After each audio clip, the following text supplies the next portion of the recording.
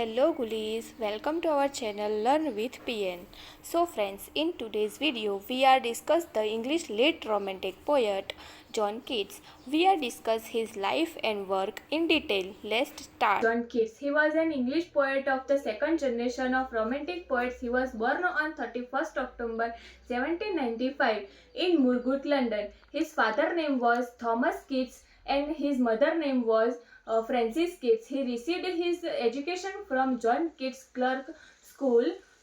He was raised by his grandparents after the death of his parents.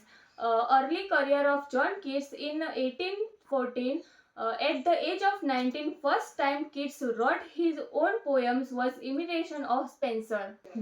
At that time, Charles Cordon Clerk, the son of his headmaster, became John's good friend, and after writing a poetry on Spenser, he registered himself as a medical student in the very next year, 1815, in Guy's Hospital, London. Then, in 1816, his first published poem comes in front of us, which was a sonnet. The name was O Solitude. And in same year, he wrote another famous sonnet on first looking into Champman's Homer, and the second poem he wrote he dedicated Leigh Hunt. The biggest inspiration for his inclination towards poetry was Leigh Hunt. Leigh Hunt had helped him a lot in getting his first book O Solitude published. Now, how did he help his uh, so that time Leigh Hunt and his brother John Hunt used to run a magazine called The Examiner, in which Leigh Hunt had published O Solitude. The next year, in 1870, the first volume of Keats' life was released named Poems. The two poems in this collection were I Stop Tiptoe and Sleep and Poetry. The first volume of Keats' life was a critically failure. It means it did not achieve any success either commercially or critically. The first girl who came into his life also came in 1870. Girl's name was Isabella Jones. The famous poems in Keats' career were narrative poems. They are called The Eve of St. Anne's and The Eve of St. Mark's. Both these poems are dedicated to Isabella Jones, and apart from these two, there is another poem, Bright Star, and the theme of this poem is goes to Isabella John. Apart from these three, there is another lyric, Hush Hush O Sweet Visible.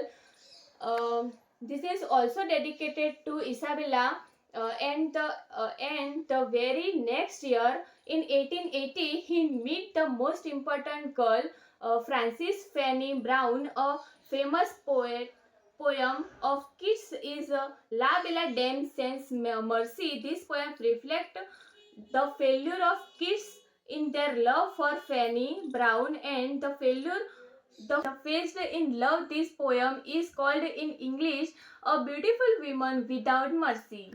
John Keats has a famous work, Endymion. This work is very famous. John was dedicated to Thomas Chatterton, and Thomas committed a suicide in his room. Also, he committed suicide at the age of 17. In addition, the starting line of this poem is very famous. A thing of beauty is a joy forever. Keats said that while writing this poem, as he was testing his imagination to see how well he can imagine.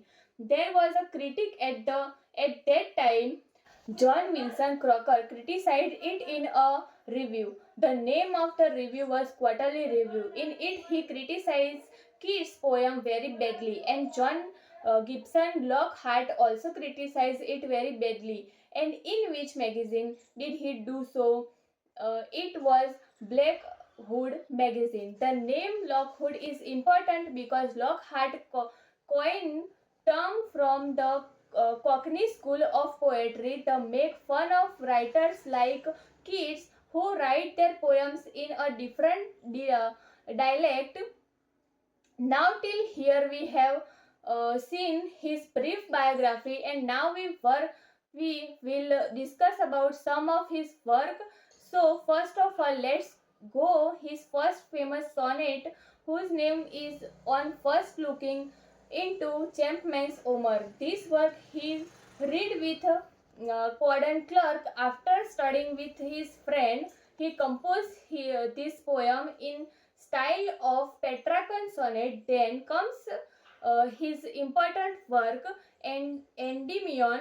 He was criticized for this, which was published in 1880, which was a long narrative poem. Then comes the famous poem Isabella or the Port of Basil. There were writers and painters of brotherhood. They got a lot of inspiration and created a lot of work from Isabella. This also came in 1880. The end is a narrative poem there is a story in this poem. That is there is a story of young woman named Isabella who wants to marry a young man named Larinzo. It means she loves him, but her family is getting her married to Olitri. And what happened next is Isabella's brothers murders Larinzo and buries his body. The Isabella poem is called Persicer poem of Eve of Saint Anne's. Another poem of Keats was published in 1820 named Lamia. It is also narrative poem. It was written earlier but published later than in 1880. He wrote another poem Hyperion. In this Hyperion poem, the famous line is first beauty should be first in me, composed Eve of St. Anne's, but it was published in 1820. This Eve of St. Anne's was written in Spenserian stanza, and in 1890 Keats composed all his odes, which was ode to indolence. These poems was written in a lines of 10 lines, and the theme of this poem was taken from James Thomson's famous book The Castle of Indolence. Next is his famous ode to Psyche. This too was composed in 1890, and its source was The Legend of Psyche. The next one is Ode to Autumn, which is called his most perfect ode. The moreover ode is Ode on Melancholy, which was produced in 1890. And the source for writing this poem was Robert Burton's book Anatomy of Melancholy. And in this ode there is that famous line, she dwell with beauty that must try. Then there is another most important ode which was produced in 1890, Ode on Glacier Urns. Here that urns has been called a silver historian, which means a historian who tell us the story of history and tell us the story. And in this there is the famous line, truth is beauty, beauty is truth. Then there is another most important poem to Nightingale, which is his highly personal poem written. This poem was written when his brother Tom died. At that time, he was staying with his friend Charles Brown. We end here. Thank you.